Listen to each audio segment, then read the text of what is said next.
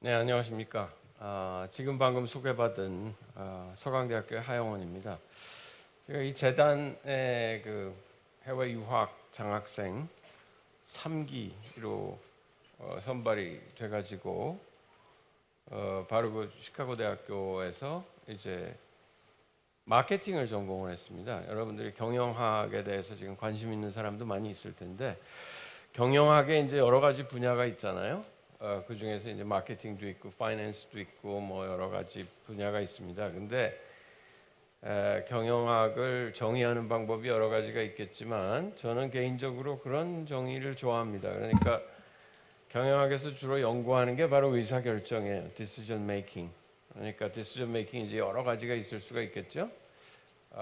그러면 마케팅과 관련한 의사결정도 있을 수가 있겠고, 여러분들이 가령 회사에 취업을 해가지고 내가 광고에다가는 얼마를 쓰고, 광고 내에서도 TV 광고는 얼마를 해야 될 거고, 그 다음에 인터넷 광고를 할까 말까, 한다면 얼마를 할까, 뭐 이런 게 다 의사결정이고요.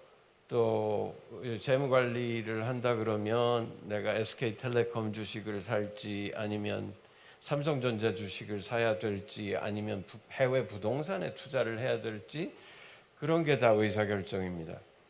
그러니까 전반적으로 이어가는 그런 의사결정의 연속이라고 볼 수가 있고, 그런 걸 어떻게 하면 우리가 잘 할 수 있겠는가, 이게 이제 주로 경영학에서 다루는 내용이죠. 그래서 어떻게 하면 잘하는 의사결정이라고 우리가 부를 수가 있겠는가라는 명제가 하나 있고, 제가 오늘 얘기할 거는 잘하는 것도 중요하지만, 잘해야 되는 어떤 규범적인 소위 노머티브한 것도 중요하지만, 사람들은 실제로 의사결정을 어떻게 할까, 잘하고 있는가, 그것도 중요하죠. 특히 마케팅 쪽에서는 소비자들이 의사결정을 할 때, 뭔가 여러분들이 가령 냉장고를 산다 그러면 냉장고를 어떻게 사는 게 잘 사는 거죠? 가능한 한 값이 싼 걸 갖다가 제일 좋은 그런 냉장고를 구입하는 게 소비자로서는 제일 좋은 거 아니에요? 그죠? 그게 이제 합리적인 의사결정인데, 실제 살려다 보면 그런 걸 항상 살 수 있게 돼 있지는 않아요.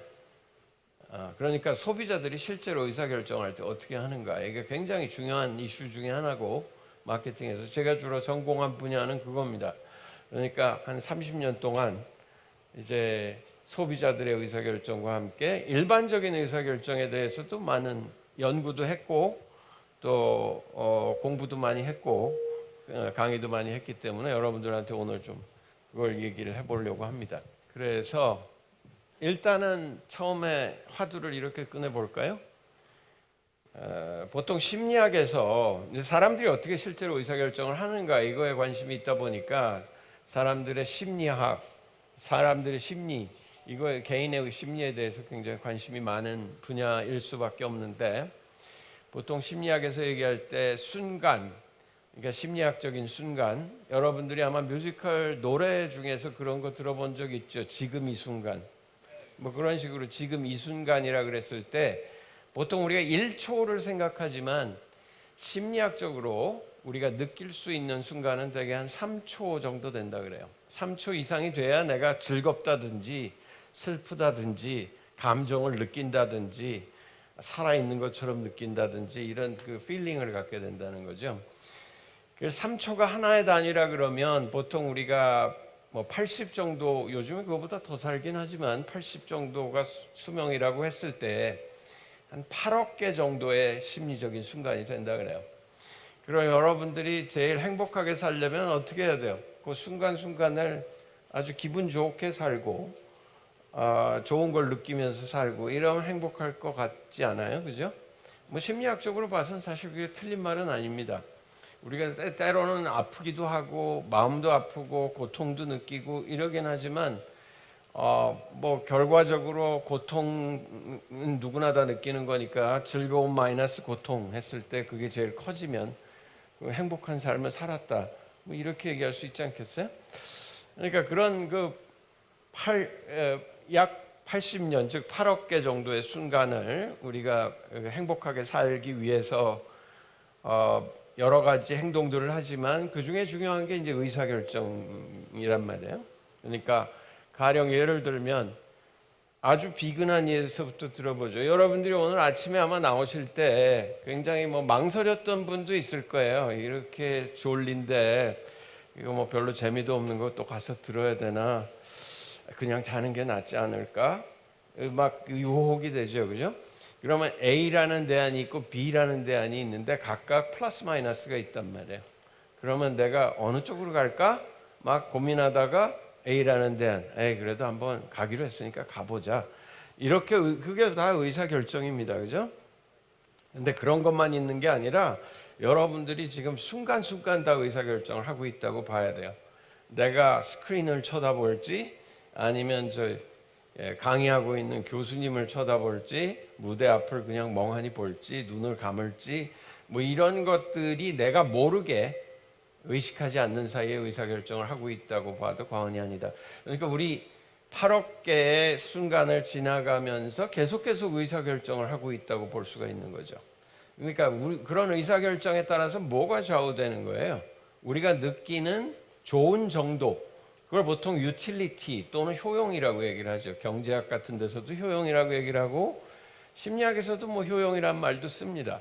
그러니까 효용을 극대화하는 거, 이런 걸 이제 목표로 한다 그러면 결국 오늘 점심은 뭘 먹을까? 오늘은 아마 우리 재단에서 아마 여러분들한테 점심을 간단하게 제공을 하기 때문에 별로 의사결정을 할 필요가 없겠지만 대부분 학교에 있다든지 집에서 쉰다든지 그럴 때 점심을 뭘 해 먹을까? 이런 게 다 의사결정이고 흔히 많이 드는 예가 짜장면을 먹을까? 짬뽕을 먹을까? 이거 갖고 고민 많이 하잖아요. 중국집에 가면.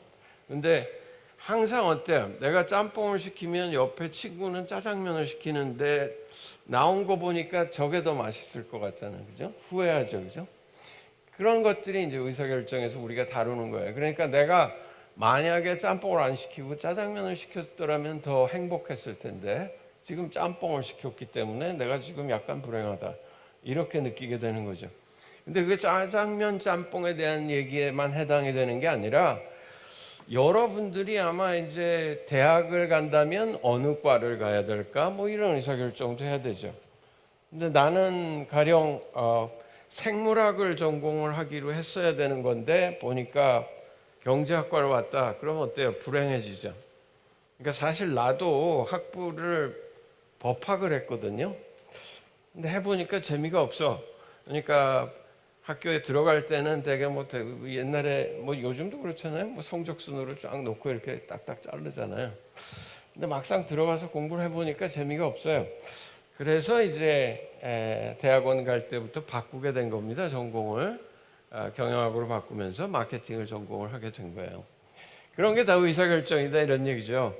어떤 거는 굉장히 아마 우리한테 충격을 많이 주는 또는 임팩트가 큰 그런 의사결정도 있을 거고 점심 먹는 것처럼 아주 간단한 의사결정도 있을 거고 그 다음에 경영학에서 다루는 거는 아까 잠깐 내가 예를 들어서 얘기를 했지만 경영자들은 어떤 의사결정을 하고 있을까 예를 한두 가지만 더 들어보면 가령 내가 지금 동남아에다가 또는 중국에다가 공장을 하나 지어야 되겠다 한 3천만 불을 지금 들여서 공장을 지으려고 하는데 베트남에다 짓는 게 좋을지 아니면 중국에 투자하는 게 좋을지 인도네시아에 투자하는 게 좋을지 이런 게 의사결정 대안들이죠.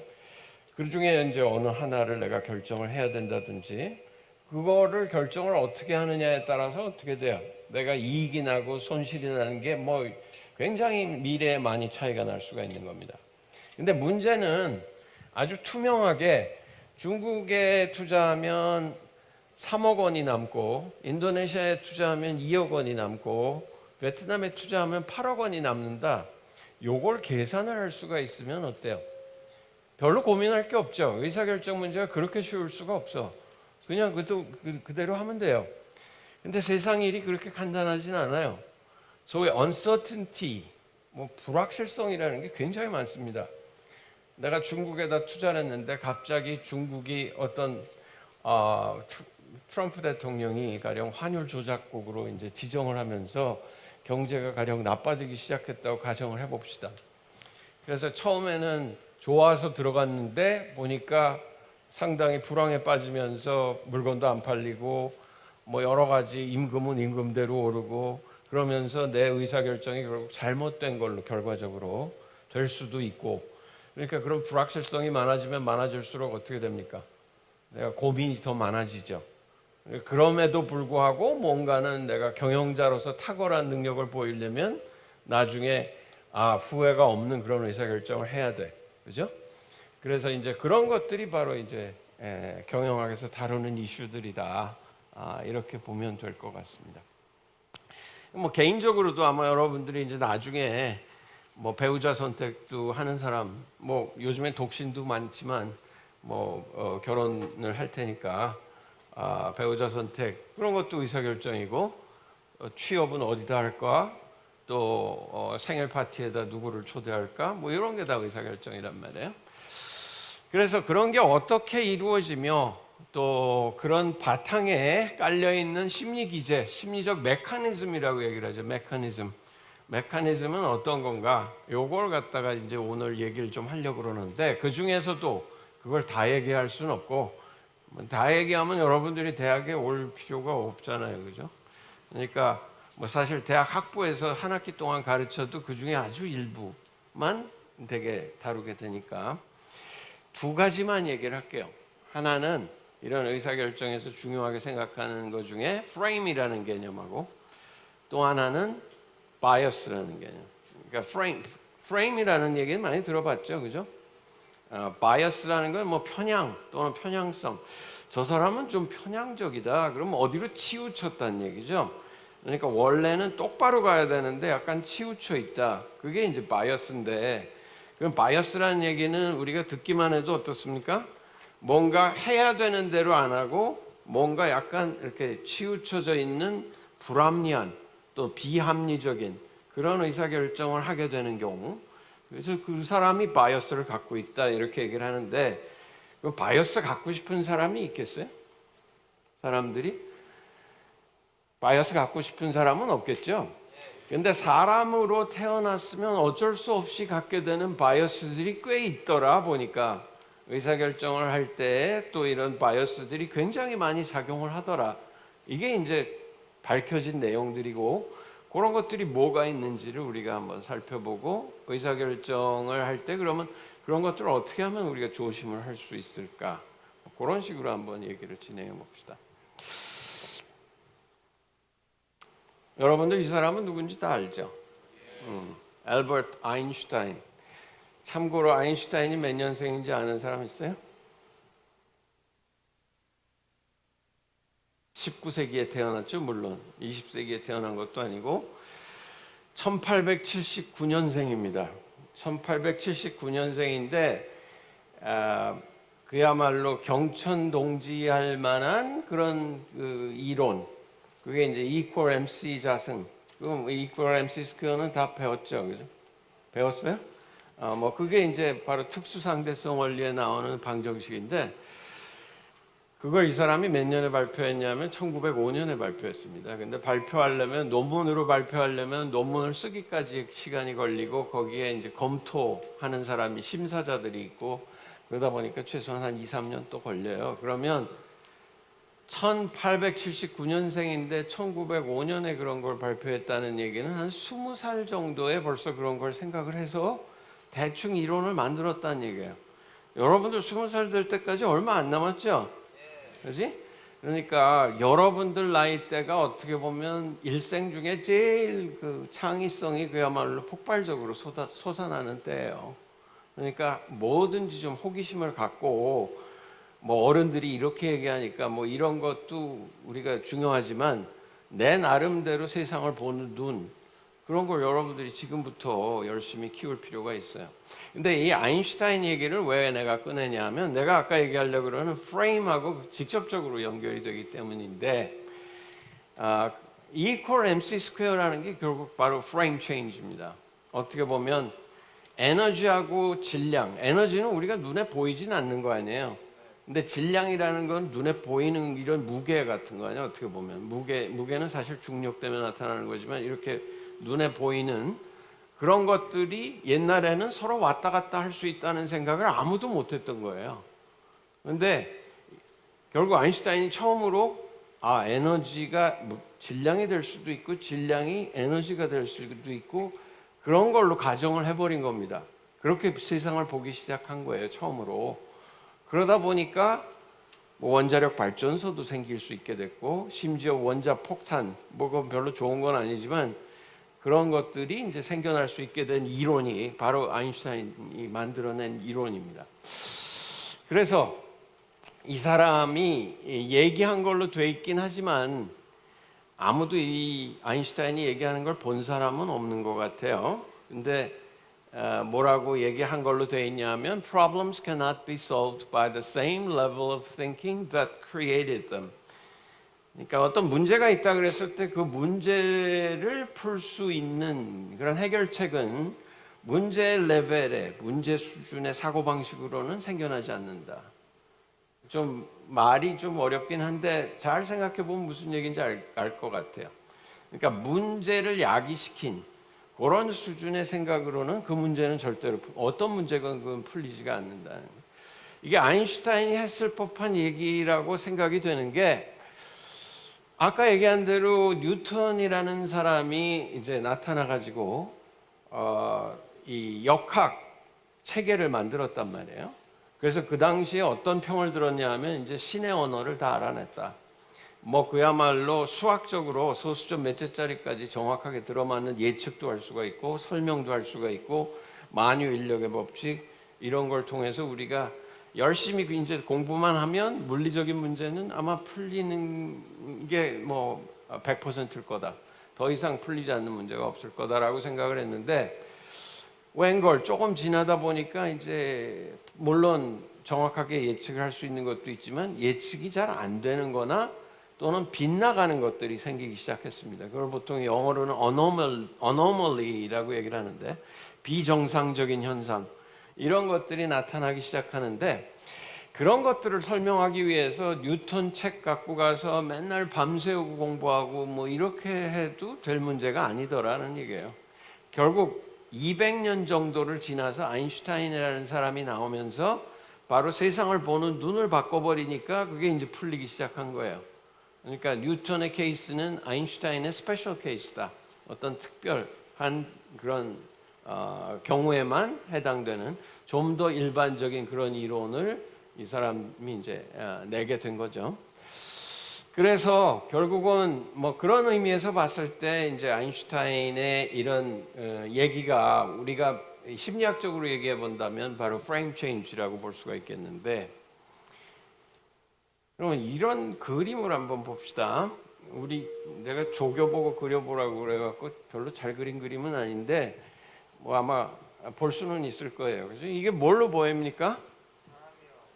사람 둘이 이렇게 마주보고 있는 뭐 옛날에는 우리 고등학교 때는 뭐 데칼코마니 뭐 이런 얘기를 많이 했는데 서로 대칭이 되는 서로 마주보고 있는 그런 거죠. 여기다가 주의를 기울이고 있는 동안 나타나는 건 뭐냐면 사람 둘로 보입니다. 이 까만 부분에다 주의를 기울이면. 근데 주의를 흰 부분 쪽으로 옮겨와 보세요. 그러면 뭘로 보입니까? 유리잔 같은 거, 내지는 뭐 분수대라고 그러는 사람들도 있고, 굉장히 여러 가지 의견이 나오지만 결국은 똑같은 물리적인 실체인데 우리가 주의를 어디다 기울이느냐에 따라서 뭐가 달라져요?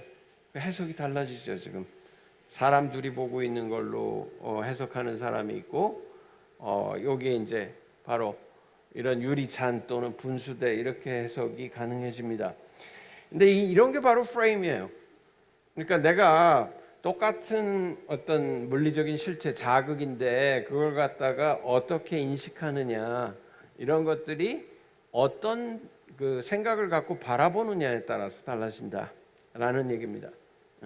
그게 이제 프레임인데 프레임이 결국 복잡한 현실을 단순화해서 이해하기 쉽게 만드는 정신적인 틀, mental structure라고 얘기를 하는데 우리 머릿속에 이제 갖고 있는 거죠. 우리가 그런 틀인데, 그런 틀을 갖고 특유하고 제한된 시각에서 보게 만든다. 그러니까 아까 우리가 봤던 그런 그림 같은 걸 갖다가 사람이라고 보기 시작하면 사람으로밖에 잘 안 보입니다. 누가 옆에 와서 야, 그 주위를 한번 흰 부분으로 옮겨봐, 이렇게 얘기하면 그때서야 딴 걸로도 해석이 가능하네, 이렇게 생각이 드는 거죠. 그러니까 그게 이제 프레임이라는 게, 이렇게 우리가 어떤 세상을 바라볼 때 너무나 현실이라는 건 복잡하기 때문에 그걸 모두 다 있는 걸 다 모든 프레임을 다 동원해서 그걸 해석한다는 건 불가능하기 때문에 대개는 어떤 특정 프레임을 갖고 특정 프레임 안에서 세상을 바라보게 된다는 말이죠. 그러니까 여러분들이 아는 만큼 보인다, 이런 얘기 많이 들어보죠. 그러니까 내가 머릿속에 뭔가 틀을 갖고 있지 않고서는 좋은 걸 봐도 좋은 걸 느끼지도 못하고 그걸 좋다고 해석하기도 어렵고 그렇다는 얘기입니다.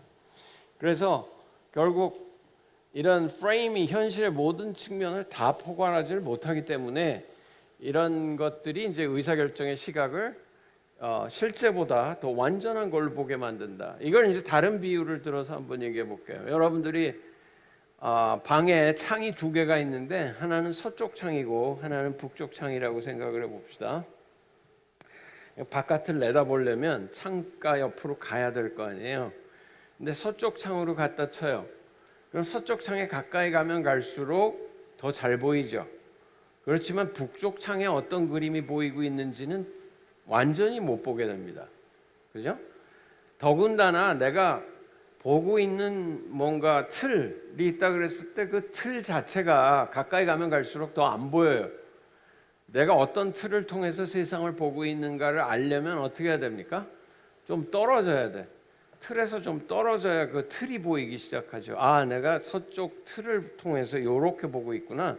저기도 틀이 있네. 그러면서 북쪽 틀을 통해서 보면 완전히 세상이 또 딴 세상이 하나 있는 거야. 그죠? 그런 것들이 바로 이제 프레임인데, 의사결정할 때 여러분들한테 결론부터 얘기하면, 의사결정할 때 어떤 하나의 프레임으로 보면 안 보이는 해답들이 굉장히 많이 있다. 그러니까 우리가 여러 프레임을 갖고 들여다보는 게 대단히 중요하다. 경영학적인 시각에서도 바로 그런 것들입니다. 그러니까 여러분들이 가령 경영학과에 들어와서 이제 앞으로 뭔가 전공을 하게 된다 그러면 신입사원으로 들어가서 풀 수 있는 문제들은 되게 그렇게 어려운 문제를 풀지는 않아요. 뭔가 몸으로 우리가 노력을 해야 될 일이거나 아니면 때로는 아주 수학적인 모형을 갖고 풀 수 있는 문제들. 예를 들면 우리가 부산에 공장이 있는데 주로 소비처는 서울이다. 그러니까 부산 공장에서 서울까지 옮겨와야 되는데 중간에 한번 쉬어야 된다. 그러면 배송 센터를 갖다가 대구에 질 건지 대전에 질 건지, 이런 거는 뭐예요? 비교적 쉬운 문제예요.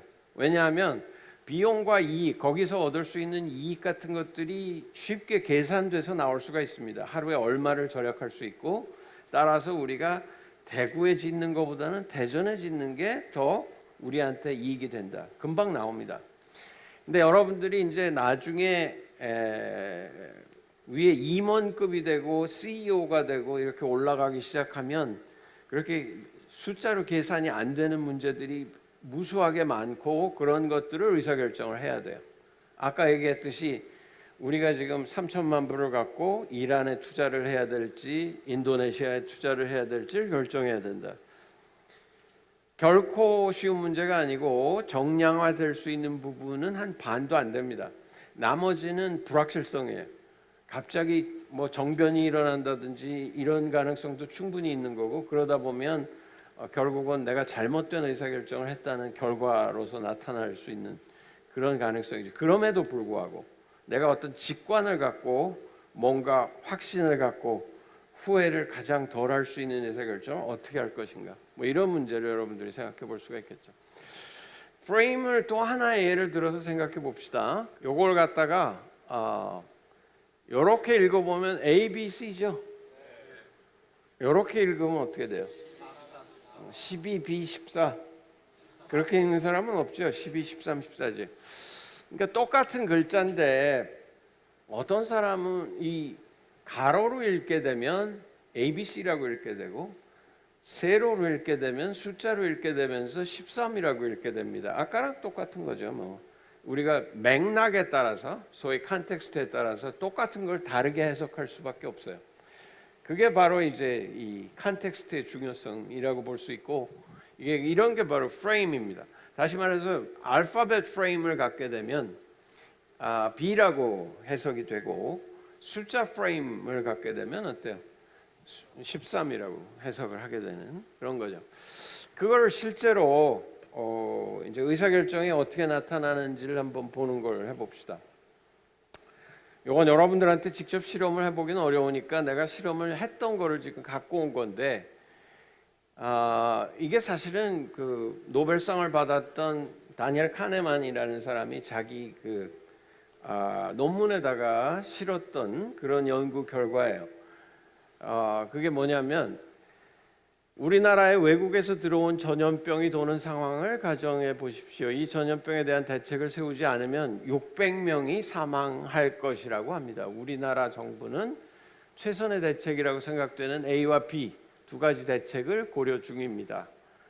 이걸 똑같은 걸 갖다가 하나는 생명 프레임을 이용해서 이제 문제를 만들어낸 게 있고 또 하나는 사망 프레임을 통해서 만들어낸 게 있습니다. 생명 프레임부터 보면 대책 A를 선택하는 경우에 200명을 살릴 수 있다고 합니다. 대책 B를 선택하게 되면 600명을 살릴 수 있는 확률이 3분의 1이고 600명 중 아무도 살릴 수 없는 확률이 3분의 2라고 합니다. 귀하가 정부 부처의 담당 결정권자라면 대책 A와 대책 B 중에서 어떤 것을 선택하겠습니까? 이렇게 물어보면 여러분들은 뭐 선택할 것 같아요? 여기 뭐 딴 사람들이 어떻게 했는지 구해받지 말고 자기 생각. 자, 나는 A가 더 좋다. 한번 손 들어보세요. 나는 B를 선택할 것 같다. A가 역시 한 70% 정도 되네요. 7, 80% 정도 되는데 똑같은 걸 갖다 이제 사망 프레임으로 한번 그 표현을 해볼까? 대책 A를 선택하는 경우에 400명이 죽는다고 합니다. 대책 B를 선택하는 경우에 한 명도 죽지 않을 확률이 3분의 1, 600명이 모두 죽을 확률이 3분의 2라고 합니다. 귀하가 정부 부처의 담당 결정권자라면 대책 A와 대책 B 중에서 어떤 것을 택하시겠습니까? 이렇게 물어보니까 뭐 이건 똑같다는 걸 여러분들이 이미 알고 있기 때문에 좀 재미가 없는 문제가 돼버리긴 했지만 이렇게 물어보니까 B를 택하는 사람이 훨씬 더 많아져요. 왜냐하면 400명이 확실히 죽는다고 얘기를 하고 있거든, A는. 그러니까 왠지 좀 섬찟하면서 이건 아니다라는 생각이 들죠. 근데 여기는 200명을 살릴 수 있다고 그랬는데 200명을 살릴 수 있다는 얘기는 400명이 죽는다는 얘기 아니에요. 결국 똑같은 얘기인데 어디다 어텐션을 주느냐에 따라서 지금 사람들의 선택이 달라진다, 그런 얘기죠. 이게 바로 프레이밍 이펙트입니다. 그러니까 프레임이 어떤 효과를 가져오는 경우라고 보면 되겠죠. 그래서 이건 뭐 조금 학술적인 얘기이기 때문에 빨리 지나가기로 하는데 이게 바로 아까 얘기한 그 카네만이라는 사람이 2002년에 노벨 경제학상을 탔거든요. 이 사람이 근데 심리학자인데 경제학과 관련된 효용 이론에 대해서 뭔가 기여를 했다라고 하면서 바로 이 사람들이 1979년에 쓴 논문, 요걸 갖고 이제 그 노벨 경제학상을 타냈다고 해도 과언이 아닙니다. 근데 이 사람들이 얘기했던 게 뭐냐면 결국 기존의 경제학자들이 많이 얘기했던 기대 효용 이론, 효용 이론에 대한 반론으로 나온 거예요. 그러니까 우리가 아까 언서튼티라는 얘기를 많이 했죠. 그러니까 그런 불확실성이 있을 때는 사람들이 대개 기대값을 많이 의존을 하게 됩니다. 그러니까 여러분들이 내가 잘 모를 때에는 확률을 계산을 해갖고 그 확률에다가 그 일이 일어났을 때 얻을 수 있는 소위 페이오프, 뭔가 얻을 수 있는 것, 그걸 곱해갖고 각각의 어떤 일이 일어날 수 있는지를 다 더해갖고 그 값이 바로 그 기대 효용 내지는 기대값이죠. 그 기대값에 따라서 결정을 한다고 보통 얘기를 했는데 이 사람들은 좀 딴 얘기를 한 거예요. 그러니까 요걸 갖다가 이제 좀 더 쉽게 알게 해주기 위해서 그림으로 그려보면 이게 이제 경제학자들이 보통 얘기하는 유틸리티 커브입니다. 유틸리티 곡선, 효용 곡선. 그러니까 여러분들이 돈이 하나도 없다가 돈이 생기면 점점 더 뭐 좋아지겠죠, 그죠? 효용이 올라가겠죠. 근데 배웠겠지만 효용 체감의 법칙, 한계 효용 체감의 법칙이라는 게 있습니다. 그러니까 처음에는 굉장히 빠른 속도로 올라가요. 돈이 아무것도 없다가 뭐 10,000원이 생기면 굉장히 좋아. 근데 한 10만 원 생기다 보면 11만 원이 생길 때는 그만큼 좋진 않아. 근데 한 100억쯤 있는 사람이 10,000원 좀 더 생긴다 그러면 어때요? 뭐 거의 차이가 안 날 정도로 별로 그렇게 증가하지가 않아요. 그죠? 그런 식으로 돼 있는 게 바로 conventional utility function. 그러니까 아주 그 전형적인 경제학자들이 다루는 효용 곡선입니다. 근데 이 카네만 앤 트버스키 이 사람들이 뭐를 얘기를 했냐면 사람들이 그렇게 느끼는 것 같지가 않다 이거야. 그렇게 느끼는 것 같지가 않다. 그러니까 가령 예를 들면 여러분들이 연초에 1억을 갖고 있었어, 그죠? 근데 1억을 갖고 있다가 증권회사에다가 맡겨갖고 투자를 해보라 그랬는데 연말에 보니까 지금 10%를 까먹었다고 그래요. 9천만 원밖에 안 남았대. 그런 사람이 A라는 사람이 있고 내가 1,000만 원밖에 없어. 근데 연말에 보니까 연초에 1,000만 원이었는데 연말에 보니까 1,200만 원으로 불어 있어요. 그럼 그 사람이 B라 그러면 A와 B 중에서 누가 더 행복하게 느낄 것 같아요? 당연히 B라는 사람이 더 행복하게 느낄 것 같죠. 근데 경제학적인 입장에서 전통적인 경제학에서는 그렇게 생각하지 않습니다. 왜냐하면 9천만 원을 갖고 있는 사람이 1,200만 원 갖고 있는 사람보다는 훨씬 더 해피할 거라고 생각을 하는 거죠.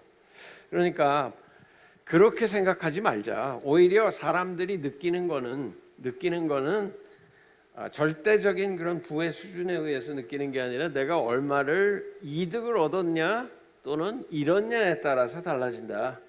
느끼는 거는 시작 포인트가 어디냐는 별로 중요하지가 않고 그게 이제 제로 포인트라 그러면 얼마를 땄냐, 얼마를 잃었냐 뭐 이거에 따라서 이제 사람들이 효용을 느낀다는 거죠.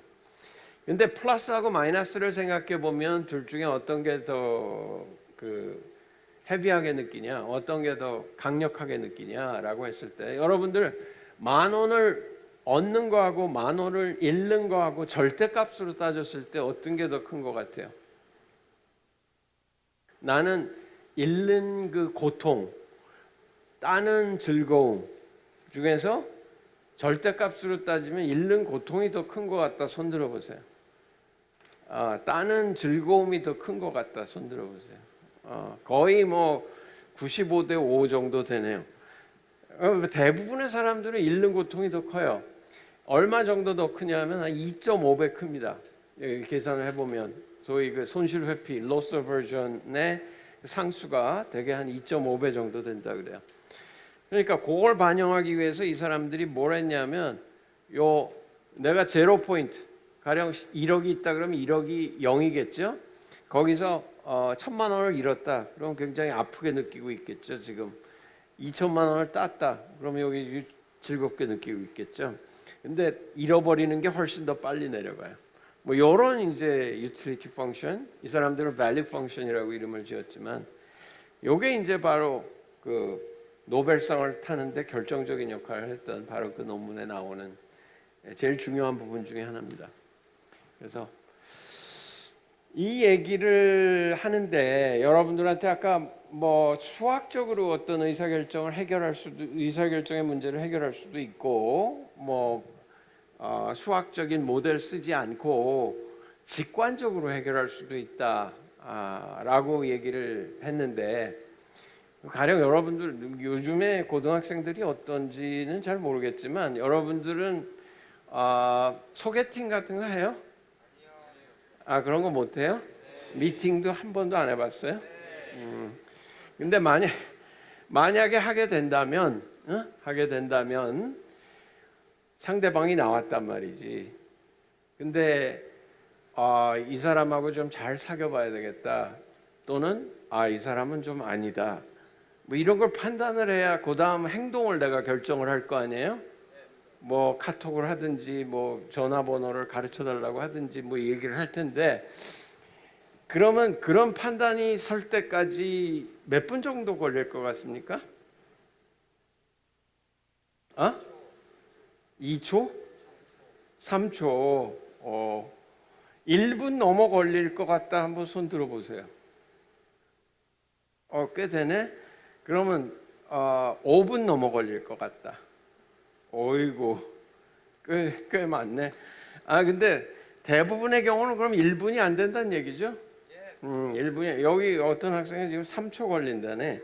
그러니까 이 학생이 아주 정상적인 거예요. 그게 바로 직관적인 의사결정입니다. 내가 따져보지 않아요. 따져보지 않고 이 사람은 왠지 나랑 잘 어울린다. 또는 나 왠지 호감이 간다. 그게 바로 직관이에요. 직관에 의한 판단입니다. Preference judgment. 그러니까 선호 판단이죠. 내가 좋아한다, 싫어한다, 이걸 갖다가 직관적으로 판단을. 근데 이성적인 판단은 어떤 거냐면 요모조모 따져보는 거야. 제가 지금 어떤 학교를 다니고 있고, 부모님은 뭘 하고 계시고, 되게 몇 평 아파트에 지금 살고 있고, 음악은 뭘 좋아하고, 그러니까 내가 이거 사귀어보면 괜찮겠네. 이렇게 생각하는 게 바로 reasoning에 의한 판단입니다. 추리에 의한 판단. 근데 사람이 두 가지 측면이 다 있어요. 근데 내가 지금 얘기하려고 그러는 건 주로 직관에 의한 판단인데, 둘 중에 어떤 게 그럼 옳은 판단을 더 많이 하게 만드냐, 그건 아직까지도 학계에서도 굉장히 논란이 많은 내용입니다. 근데 우리가 얼핏 생각하기에는 그냥 열심히 따져서 하는 판단이 항상 옳을 것 같은데 그렇지가 않아요. 한 반 정도는 열심히 따져서 하는 판단이 맞고, 나머지 반 정도는 오히려 직관에 의해서 판단하는 게 훨씬 더 우월합니다. 그러니까 내가 뭔가 여러분들이 사지선다형 뭐 이런 거에서도 처음에 찍었다가 나중에 바꾸면 되게 틀리죠, 그죠? 그러니까 처음에 찍는 게 직관이야. 뭔가 이거 왠지 3번이야. 근데 뭐 괜히 뭐 좀 검토한답시고 검토해갖고 1번으로 바꿨더니 정답이 3번이야. 뭐 그런 경우가 있죠. 그게 바로 이제 직관과 reasoning. 근데 아까도 얘기했지만 경영자가 되려면 리즈닝도 잘해야 되지만 직관, 이게 상당히 남보다 탁월한 뭔가는 있어야 된다. 스티브 잡스나 뭐 우리나라에도 경영자라 그러면, 세계적인 경영자라 그러면 둘째 가면 서러운 분들이 많이 있어요, 사실. 뭐 이 포항제철 지금 포스코 만든 박태준 씨나 정주영 씨나 세계 어디 내놔도 별로 그렇게 뒤처지지 않을 만한 뭐 세계 1인자 정도 되는 경영자들이 많이 있습니다. 거의 뭐 불가능한 거를 가능하게 만들었던 그런 사람들은 그러면 뭐 수학을 잘했냐? 그렇지는 않거든.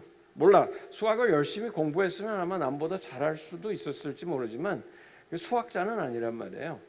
그러니까 리즈닝을 열심히 따로 공부한 건 아닌데 직관이 대단히 뛰어났다고 볼 수 있는 거고, 그런 대단한 직관, 이거는 어떻게 보면 타고나는 부분도 있고 우리가 트레이닝을 해야 되는 부분도 있고, 여러분들이 특히 이제 이런 프레임 같은 것들을 어떻게 하면 여러 가지 프레임을 갖고 우리가 보는 연습을 하냐, 이게 중요한 거죠.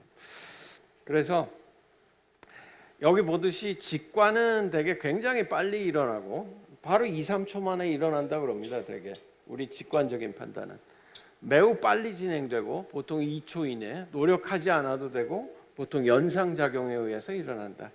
이 사람은 보니까 누구랑 비슷해. 뭐 이런 거 금방 생각나죠, 머리에. 그런 걸로 그냥 판단해 버리는 거예요. 근데 추론은 우리가 컨트롤을 한다, 통제적이다. 뭐 하나하나씩 마치 여러분들이 327 곱하기 985 이런 거 풀려면 하나하나씩 내가 컨트롤해 가면서 써야죠, 그죠? 그래갖고 결국 이제 그 해답을 얻게 되는, 그게 이제 시스템 2에 의한 추론에 의한, 천천히 진행되면서 노력을 들여야 하고 논리적인 따지기가 주된 과정이다라고 볼 수 있는 거죠. 근데 직관에만 의존하는 경우에 올바르게 의사결정을 하는 경우도 있지만 직관에 의한 판단은 우리가 바이어스를 많이 가져온다. 그러니까 아까 직관에 의한 판단이 우리한테 좋은 일을 많이 해주는데 행복 추구를 하는데 상당히 좋은 도구를 우리가 갖고 있는 거예요. 직관에 의한 판단을 할 수 있다는 그런 능력은. 그렇지만 안타까운 거는 뭐냐면 사람으로 태어났으면 대개 직관에 의한 판단을 하다 보면 어떤 바이어스를 갖게 되는 경우가 많이 있다. 그걸 갖다가 이제 좀 보겠단 말이죠. 요건 이제 아까 한 얘기를 뭐 영어로 원래 이 다니엘 카네만이라는 사람이 2002년에 노벨상을 탄 다음에 2003년에 노벨상을 타게 되면 학술적인 노벨상을 타게 되면 그 다음에 기념 강연을 하게 되어 있습니다. 그 기념 강연에서 이제 자기 얘기를 정리했던 바로 그 표예요. 그러니까 사람들이 대개 두 가지 그런 인지 과정을 거치게 되는데 사고 방식 같은 게 두 가지가 있는데 하나는 직관에 의한 거, 그걸 시스템 1이라고 불렀고, 그 다음에 추리, 그게 이제 시스템 2라고 부른 거죠. 이건 사실 다니엘 카네만이 만들어낸 단어는 아니고 스타노비치라는 심리학자가 만들어낸 걸 이 사람이 이제 인용을 한 겁니다. 그래서 그럼 요걸 한번 이제 문제를 풀어봅시다. 이게 저 종이에 쓰지 말고 야구 배트하고 야구 공을 합쳐서 지금 값이 11,000원이래요. 근데 배트가 공보다 10,000원이 더 비싸다고 한다. 야구 공값은 얼마일까요? 얼마? 자, 1,000원. 야구 공값이 1,000원. 손 들어보세요. 그러면 얼마? 500원 손 들어보세요. 거의 다네. 500원 말고 1,000원도 아니고 그러면 딴 거 갖고 있는 사람 대답을. 하나도 없어요? 정답은 500원입니다. 근데 솔직히 한번 손을 가슴에 대고 생각해 봐요. 처음에 이거 딱 봤을 때 정답이 1,000원 같이 생각됐던 사람 손 들어보세요. 이거는 좀 많네, 그지? 근데 이게 1,000원으로 생각하는 게 굉장히 정상적인 사람이에요. 특히 이제 종이하고 연필 안 갖고, 내가 이런 거를 시켜볼 때마다 좀 흐뭇하다기보다는 좀 안쓰럽다고 생각되는 점이 있는 게, 여러분들이 수능 준비를 얼마나 많이 했으면 이걸 딱 보는 순간에 아마 연립방 정식을 만들어낸 사람이 많을 것 같아요. x 플러스 y는 11,000, x 마이너스 y는 10,000원. 그래서 두 개를 더하면 2x는 1,000, 그러니까 x는 500. 이걸 쓰지 않아도 머릿속에서 계산이 나오도록 그렇게 훈련된 게 우리나라 고등학교 학생들의 상당히 전형적인 모습일 겁니다. 근데 미국 애들을 보면 그렇진 않아요. 그래서 가장 많은 오답이 나오는 게 얼마냐? 바로 1,000원이죠. 이게 이제 서강대학교에서 내가 소비자 행동을 가르치면서 53명이 듣는 클래스인데, 이 중에서 16명이 1,000원이라고 응답을 했어요. 여러분들보다 훨씬 많네. 근데 오답이. 근데 이건 직관에 의한 거죠. 딱 보면 그냥 저거 1,000원이지 무슨 문제라고 그걸 내냐? 이렇게 생각하는 거. 근데 계산을 검토를 해보면 이게 그게 아니네. 1,000원이 아니네. 이렇게 되죠. 그죠? 근데 이게 재밌는 게 시스템 1을 활용한 대답은 1,000원입니다. 근데 프린스턴 대학교 학생들, 이게 다니엘 카네만이 지금 스탠포드에 있다가 지금은 프린스턴으로 옮겨갔고, 프린스턴 대학교에서 이거를 이제 해보니까 오답률이 한 50% 돼요. 1,000원이라고 대답한 애들이 한 50% 돼요. 서강대학교 학생들이 지금 30%밖에 안 되는데 오답률이, 얘네들이 50%인 걸 보면 프린스턴보다 서강대학교가 훨씬 더 똑똑한 애들이 들어온다? 맞아요? 틀려요? 그게 이제 내가 보기에는 수능 공부를 얼마나 열심히 트레이닝을 했는가의 차이인 것 같아요. 그러니까 우리나라에서 피사 같은 거 매년은 아니죠. 몇 년마다 한번 보면 거의 수학, 과학 같은 거는 세계 1등 아니면 2등을 되게 합니다. 그죠? 근데 OECD 국가 중에서 수학이나 과학에 대해서 흥미를 얼마나 갖고 있냐? 35개 국가 중에서 거의 바닥이에요. 그러니까 그 얘기는 뭐야? 별로 재미도 없는 걸 지긋지긋하게 열심히 하고 있다는 얘기죠. 그렇게 잘하는 걸 보면.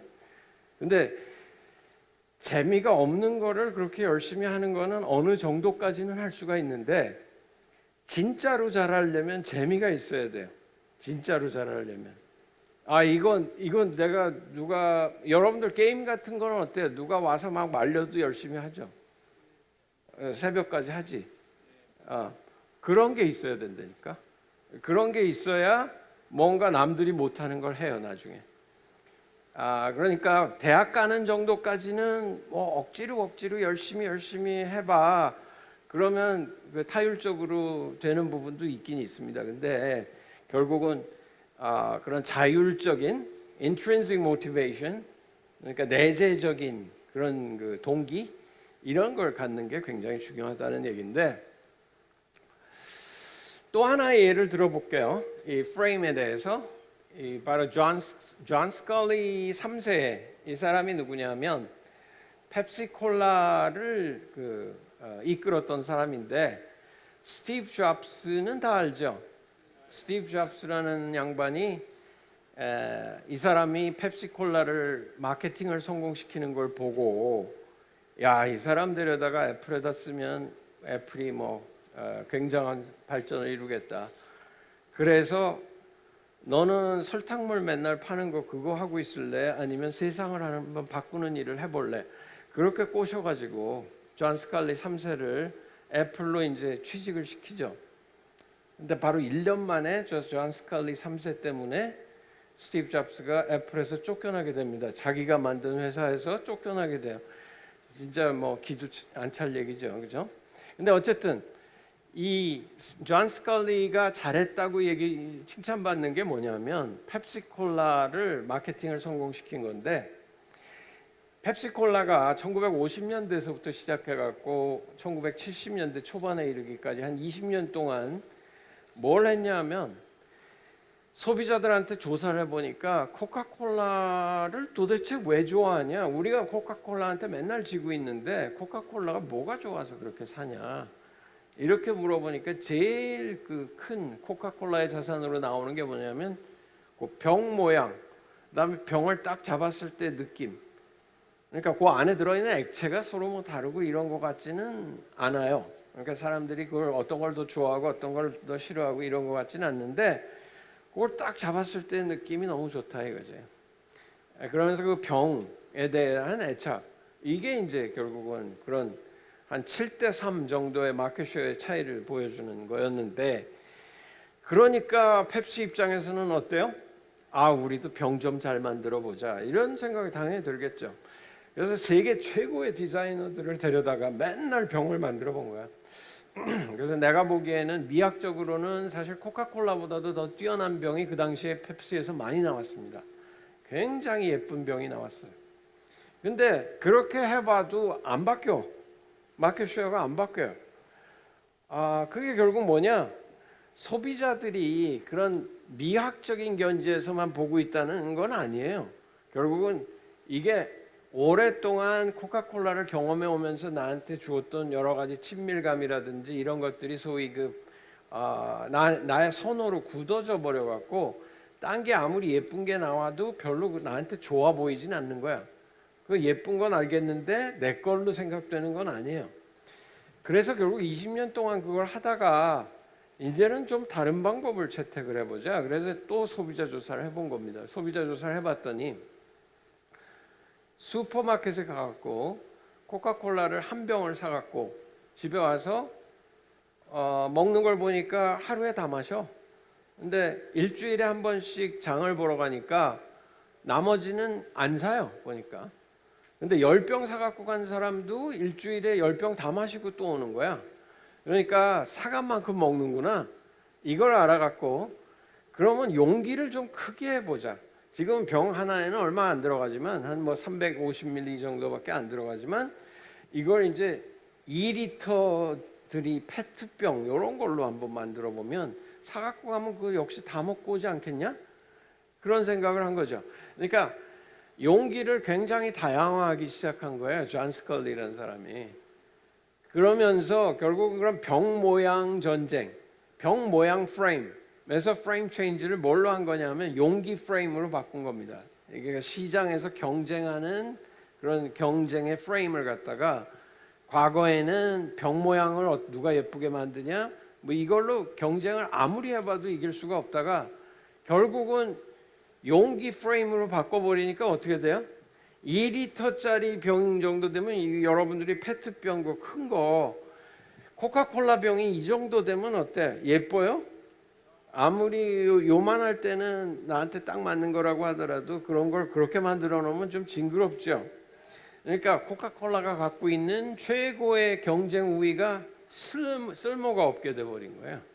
그때부터는 이 용기 프레임으로 바꾸면서 그 다음에 이제 또 한 가지는 광고를 갖다가 새 세대의 선택 이걸로 바꾼 겁니다. 그러니까 보통 콜라라 그러면 제일 많이 마시는 사람이 누구냐면 20세 전후 20세 플러스 마이너스 5세 정도 15세에서 한 25세에 걸친 사람들인데 그 사람들이 제일 헤비 유저예요. 근데 그 사람들은 이미 코카콜라의 맛이 길들여져 있어갖고 펩시콜라 아무리 갖다 줘봐도 아 이건 뭐 좀 이상해 이렇게 얘기를 한단 말이에요. 그러니까 그 사람들은 아예 그냥 이제 내놓은 세대예요. 펩시에서는. 그래서 누구한테 접근을 했냐면 10살 플러스 마이너스 한 5살 그러니까 5살에서 15살 사이에 걔네들한테 어필할 수 있는 광고를 만든 거예요. 그래서 어린애들이 좋아하는 연예인이란 연예인은 다 등장을 한 겁니다. 그 당시에 어마어마한 광고를 해갖고 마이클 잭슨이 바로 그때 이제 광고 펩시 광고 찍다가 불이 붙어갖고 뒤에 조명이 하도 밝아갖고 뒤에 옷에 불이 붙어갖고 평생 동안 고생했던 게 바로 그 펩시 광고 찍다가 그렇게 됐는데 어쨌든 유명한 사람이란 유명한 사람은 다 동원이 된 거예요. 그러고 나니까 걔네들이 한 10년 지나니까 어떻게 돼요? 바로 20살이 된 거 아니야, 그죠? 걔네들이 헤비 유저가 되면서 이제 코카콜라에서 펩시로 바뀌어버린 겁니다. 메이저 트렌드가. 그래서 결국은 이제 코카콜라가 막 당황해갖고 만든 게 뭐 나중에 뉴 코카콜라라는 걸 만들었는데 그게 이제 완전히 실패작이죠. 뭐 그런 여러 가지 일화들이 있는데 그거 다 얘기하기는 좀 어렵고 그것도 바로 뭐예요? 그러니까 어떤 프레임 체인지에 의해서 일어난 거야. 20년 동안 그 손도 못 대고 있던 거란 말이야. 그죠? 근데 그런 병 모양 경쟁만 해갖고는 맨날 2등밖에 안 되는 거예요. 그러니까 우리나라 삼성이 소니를 이긴 거, 뭐 이런 것도 생각해 보면 옛날에는 아날로그 TV에서는 소니를 이길 수 있는 업체는 없었습니다. TV 시장만 보면. 워낙 기술이 뛰어나갔고 트리니트론이라는 기술이 워낙 뛰어나갔고 근데 결국 시장 판도가 바뀌는 게 언제냐면 아날로그에서 디지털로 바뀌는 요때 이제 삼성이 재빨리 캐치업을 한 거예요. 그래서 소니를 따돌린 겁니다. 그게 지금까지 계속되고 있는 거고 뭐 그런 것들이 이 시장에서는 매일같이 일어나고 있는 거니까 여러분들이 그걸 어떻게 캡처를 할 거냐 그게 중요한 거죠. 결국 이 프레임 같은 것들을 우리가 얘기하는 이유가 그래서 이번에는 그러면 이제 대개 이 의사결정의 바이어스에 대해서 지금 얘기를 하고 있는데 의사결정의 바이어스가 지금 현재 이 내가 하고 있는 판단에 대한 바이어스도 있지만 아까 짜장면, 짬뽕 같은 것도 어떻습니까? 내가 지금 시키면 대개 한 5분 있다 나오거나 좀 늦으면 10분 있다 나온단 말이야. 그러니까 10분 뒤에 걸 예측을 해야 돼요. 내가 짜장면을 과연 10분 뒤에 좋아하고 있을까? 짬뽕을 더 좋아하고 있을까? 그러려면 뭐예요? 머릿속에다 떠올려 보는 거야, 되게. 그걸 시뮬레이션이라 그래요. 근데 그 시뮬레이션을 하게 되는 재료는 뭐냐면 내가 과거에 갖고 있는 기억입니다. 그러니까 과거에 갖고 있는 기억을 갖고 머릿속에 한번 떠올려 보고 오늘은 왠지 짬뽕이 더 나을 것 같아. 그래서 짬뽕을 시키게 되는 거거든. 그죠? 그게 이제 보통 의사결정의 어떤 메커니즘인데 결국은 그런 메커니즘이 갖고 있는 내재적인 한계 같은 것들이 뭐가 있겠냐면, 일단 여러분들이 시뮬레이션을 할 때 되게 핵심 위주로 하게 됩니다. 다음 주에 무슨 내가 좋아하는 연예인의 콘서트를 간다라고 했을 때 콘서트 가는 지하철을 머리에 떠올려요? 그런 거 잘 안 떠올리죠. 되게 다음 주에 간다 그러면 노래를 뭘 부를까? 이 노래 부르면 얼마나 멋있을까? 그 무대에 쫙 등장하는 게 얼마나 화려할까? 이런 핵심 위주로 되게 시뮬레이션을 하지. 지하철은 얼마나 그 복잡거릴까? 또 거기 가서 못 찾으면 어떡하지? 뭐 이런 거. 뭐 요즘에 이제 의사결정에 대해서 결정장애라는 얘기도 많이 하지만 사실 그런 여러 걱정이 많은 사람들이 꽤 있죠. 근데 어쨌든 실제로 여러분들이 콘서트를 갈 때에는 그런 게 중요할 수가 있습니다. 근데 가보니까 지하철이 너무 복잡거려가지고 도저히 인간으로서 참기 힘든 고통 뭐 이런 것들을 겪고 왔다. 그러면 콘서트에서 즐거웠던 것보다는 지하철에서 아팠던 고통이 더 클 수도 있어요. 그러니까 내가 미리 예측을 할 때는 근데 그런 지하철 같은 거 예측의 대상이 되지가 않는단 말이죠.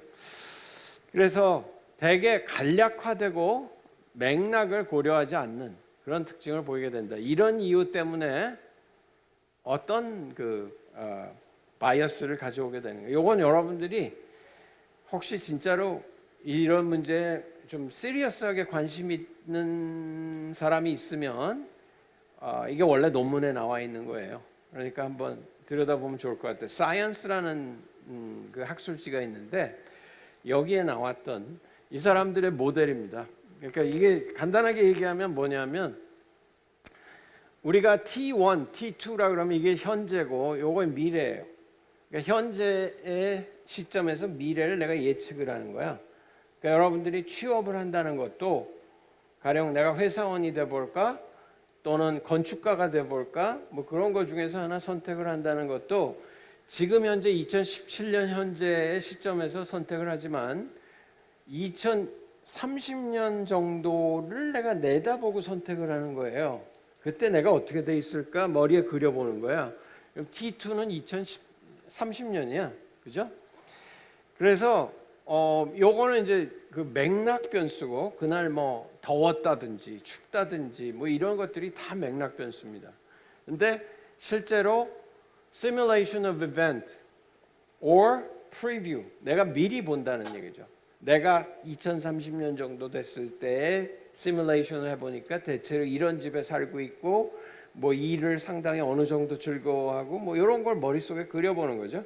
그거에 대해서 내가 느끼는 거야. 그게 이제 pre-feeling이라고 얘기를 해요. 근데 이게 바이어스가 없으려면 요거하고 요게 똑같아야 되고 요거하고 요것도 똑같아야 됩니다. 하나라도 다르면 되게 이제 빗나가기 시작하는 거예요. 그러니까 가령 예를 들어서 여러분들이 어떤 뭐 부모님하고 같이 중국 식당에 갔더니 진짜 맛있더라. 다음에 가면 맛이 있어요, 없어요? 대개는 맛이 없는 경우가 많죠. 물론 계속 있는 경우도 있지만 왜 그러냐? 아까 얘기했을 때 그런 맥락 변수 같은 것들이 변해 있단 말이야. 그건 여름에 갔을 때 맛있었는데 겨울에 가보니까 지금 온도가 달라요.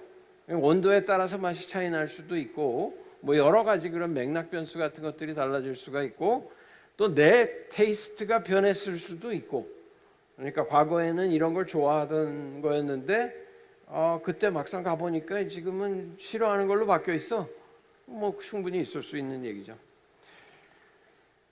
그 다음에 이 과거의 기억이 어떤 자료가 돼갖고 미래를 떠올리는데 사용된다고 얘기를 했는데 그럼 과거에 대한 기억은 우리가 머릿속에 어떻게 갖고 있을까를 한번 생각을 해보자는 거죠.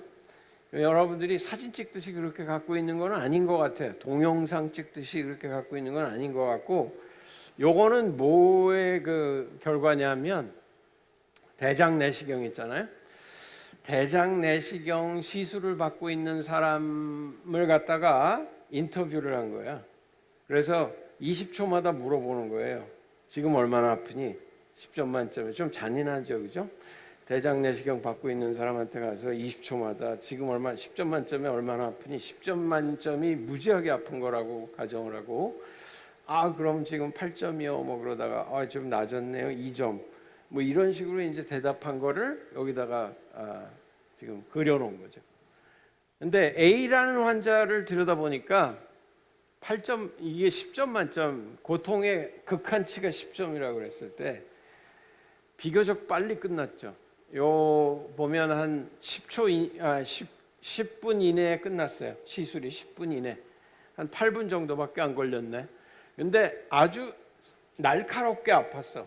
그랬다가 괜찮아졌다가 끝나기 직전에 엄청 아프다가 끝난 거예요. 근데 B라는 환자는 좀 굉장히 오래 아팠네. 보니까 시술을 한 25분 정도를 받은 거예요.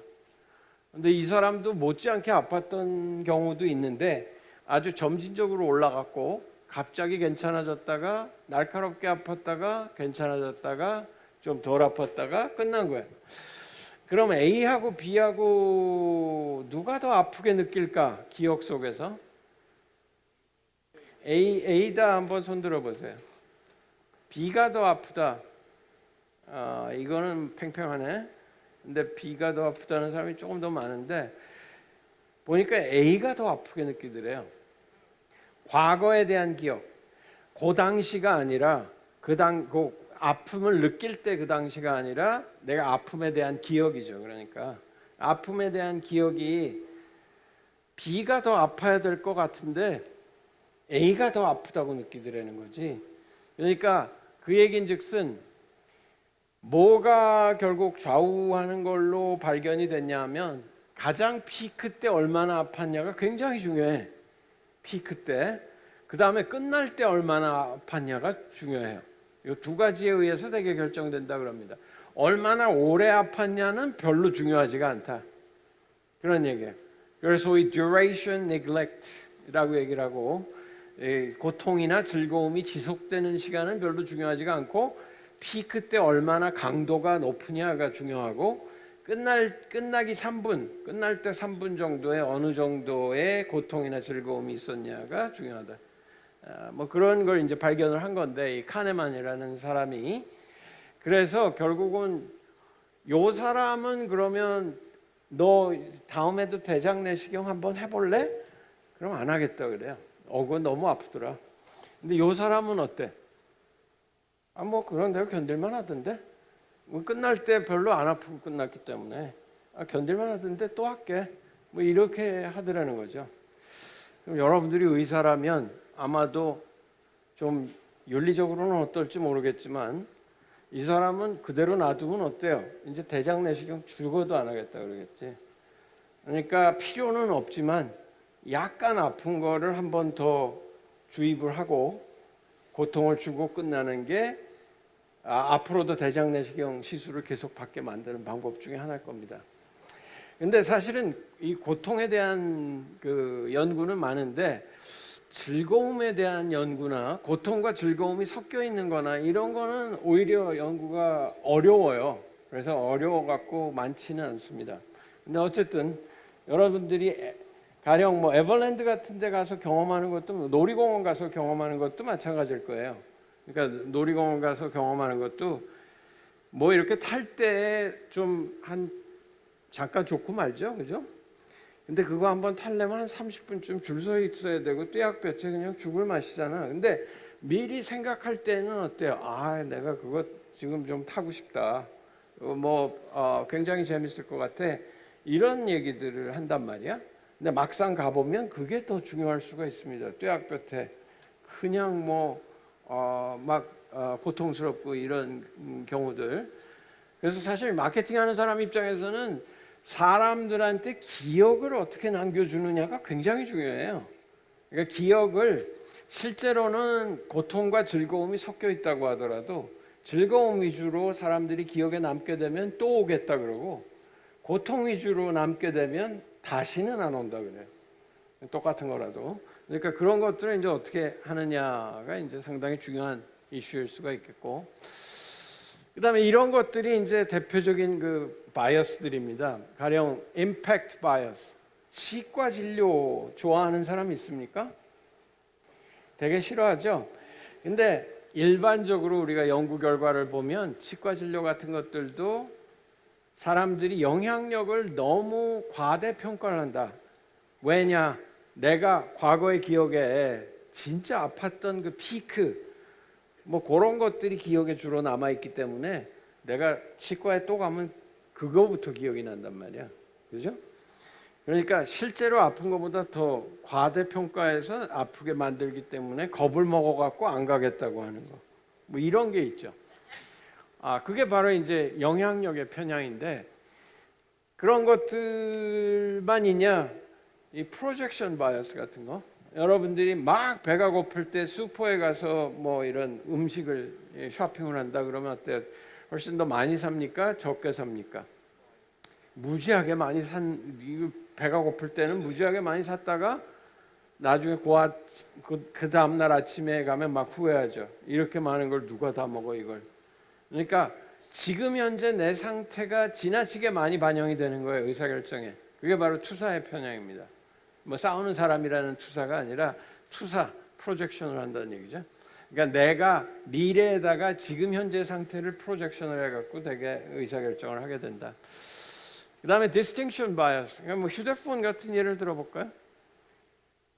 여러분들이 메가픽셀이 얼마냐? 뭐 이게 이제 우리가 휴대폰의 사진 그 스크린의 퀄리티가 얼마냐를 좌우하게 되는데 이거에 목을 매요. 750만 개 메가픽셀이냐, 790만이냐. 사실은 근데 700만이 넘으면 가령 사람들이 별로 그렇게 구분도 잘 못한다고 가정을 해봅시다. 그럼에도 불구하고 10만이라도 더 비싼 걸, 더 높은 걸 사려고 그래. 근데 사실은 사용의 용이성 이런 게 요거는 우수하고 요게 보통이라 그러면 요거는 근데 평가하기가 쉽지가 않아. 사용의 편리성 그거보다는 요 숫자로 나와 있는 게 굉장히 평가하기가 쉽잖아요. 그러니까 저기에 웨이트가 훨씬 더 많이 갑니다. 그러니까 우리가 대학교에서도 사람들 뽑을 때 또는 뭐 취업을 할 때 사람들 뽑을 때 무슨 토익 점수가 있고 인성이 있다 그러면 나중에 알고 보면 인성이 훨씬 중요하거든. 근데 인성은 인성이 좋다 나쁘다 이런 걸 알 길이 별로 없고 거기에 나와 있는 게 있다고 하더라도 내가 평가할 방법이 별로 없어요. 그러다 보니까 토익 점수가 3점이라도 높은 애를 뽑으려고 그래. 그런 게 이제 이 소위 디스팅션, 차별성의 편향 같은 거죠. 그래서 마지막으로 요것만 얘기하고 이제 내 얘기는 끝내려고 그러는데 아까 이제 내재적인 그런 동기에 대해서 얘기를 했잖아요. 의사결정과 관련해 갖고 내가 진짜로 하고 싶어 갖고 내 초이스에 의해서 뭔가 내 선택에 의해서 뭔가 해 갖고 열심히 하게 되면 남보다 엄청 뛰어난 일들을 많이 이룩해낼 수가 있다라는 얘기를 했는데 이 주제를 갖고 간단한 실험을 해본 게 있습니다. 에리얼리라는 사람이 했던 실험인데 이런 레고를 갖고 이런 로봇 만드는 걸 시킨 거예요, 사람들한테. 그래서 첫 번째 만든 거에 대해서는 $3를 준 거야. $3를 주고 그 다음에 두 번째 레고를 갖고 이렇게 만들면 2불 70을 주고 세 번째 거 만들면 2불 40을 주고 30센트씩 내려갑니다. 그러면 얼마면 제로로 되죠? 몇 개 만들면? 10개 만들면 뭐 제로가 되겠지. 10개째는 얼마를 주는 거예요? 그러니까 30센트 주겠지. 그 다음에 11개부터는 안 주는 거죠. 네가 뭐 좋으면 그냥 해봐. 그거예요. 근데 이제 시지프스 조건은 시지프스라는 신화는 다 알죠? 그리스 신화에 나오는. 그러니까 이 산 위로 바위를 쫙 갖고 겨우겨우 낑낑 매고 끌어올려 놓으면 굴러 떨어지는 거야. 그러면 또 그 밑에 내려가서 또 올려놔야 되고 그것만 뭐 몇천 년 전부터 지금까지 하고 있는 사람이 있는데 그 사람이 시지프스입니다. 그러니까 의미 없는 일을 하고 있는 사람인데 보상 조건은 똑같다. 근데 뭐를 이제 다르게 만들었냐면 우리가 레고가 좀 부족해서 네가 한 개 만들 때는 3불 주고 두 번째 거 만들면 2불 70 주고 세 번째 걸 만들겠다 그러면 레고를 첫 번째 거 만든 거 부셔갖고 요걸로 다시 만들어봐. 그래서 항상 앞에 놓여 있는 건 2개밖에 없습니다. 그래서 그런 조건하고 2개를 비교를 해봤더니 의미가 있는 조건에서는 평균 11개를 만들더래. 그러니까 뭐 14개 만든 사람도 있고 그런 거죠. 그러니까 그 경우에는 10개까지는 돈을 받았지만 11개부터는 돈을 안 받는데도 만들었다는 얘기예요. 얘네들은 14개 만든 애들도 있고. 근데 시지프스 조건에서는 평균 7개. 7개면 딱 1불 받는 거예요. 1불 이하로 내려가니까 그 다음부터는 안 만들겠다고 하는 거죠. 약간의 차이기는 하지만 그 사람들한테 상당히 중요한 차이였다. 의미가 있냐 없냐. 내가 만든 게 뿌듯하게 이렇게 앞에 볼 수 있는 거하고 맨날 부서지는 경우하고 이 2가지의 차이가 결국 7개와 11개의 차이로 나타나는데, 그렇다고 본다면 물론 금전적인 보상이 의미가 없는 건 아니다라는 얘기고, 그런 금전적 보상이 7개 정도가 결국 반영하고 있는 게 금전적 보상에 따라서 사람들의 나타나는 행동이라면 11개까지 만들도록 할 수가 있다면 금전적 이외의 동기부여가 돼야 된다. 그러니까 만약에 우량 기업이 7개 정도 만든다면 초우량 기업이 되려면 11개 정도 만들어야 된다 그러면 돈만 갖고는 안 된다는 얘기예요. 내가 하는 일에 대한 프라이드도 있어야 되고 창조감, 도전, 주인의식, 소속감, 자부심 이런 것들이 중요하다는 얘기죠. 그래서 결국 여러분들이 가령 히말라야의 에베레스트 산을 등반을 한다 그러면 등반하는 그 당시에는 뭐예요? 고통의 연속이죠. 그런데 왜 가? 딱 정상에 올라갔을 때 내가 뭔가 성취했다는 느낌? 뭐 그런 것들 때문에 결국 간다고 많이 얘기하죠. 그러니까 그런 것들이 이제 상당히 중요한 것들 중에 하나라는 얘기고, 그래서 결론을 지어서 얘기를 하면 오늘 얘기한 건 2가지입니다. 하나는 어떻게 의사결정을 수행하는지를 주로 살펴봤는데, 주로 바이어스, 오류나 편향에 대한 걸 살펴보고 그런 것들을 어떻게 하면 줄일 수 있을까를 생각해 봤다는 거.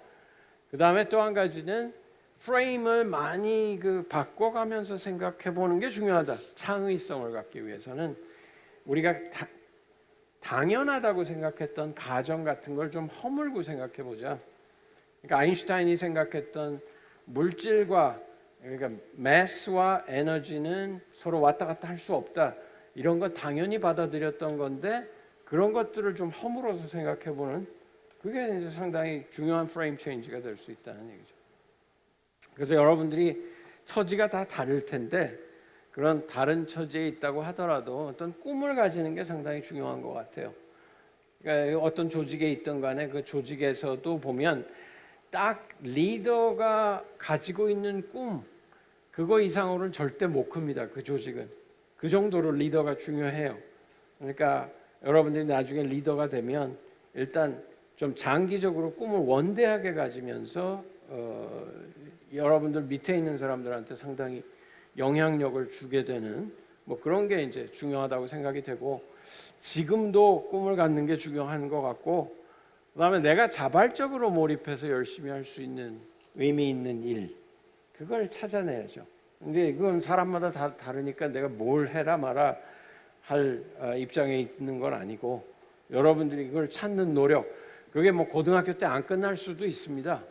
결국 아까도 얘기했지만 나도 대학교 때 결국 의사결정을 잘못한 것 같아갖고 중간에 바꿨단 말이야. 그죠? 이게 어떤 방황하는 기간이죠. 근데 나이가 한 35이 넘어서도 방황하고 있으면 조금 곤란하죠. 그러니까 가능하면 한 30이 되기 전까지는 좀 방황을 해도 뭐 자기한테 진짜 뭔가 의미 있는 일을 해낼 수 있는 게 과연 뭐냐, 이런 걸 찾는 기간을 갖기 바란다, 그런 얘기죠. 여러분들이 대학교에 가느라고 공부하는 기간 동안에는 못한다고 하더라도 대학교에 가게 되면 그런 일들을 하는 게 상당히 중요하다, 그런 얘기죠.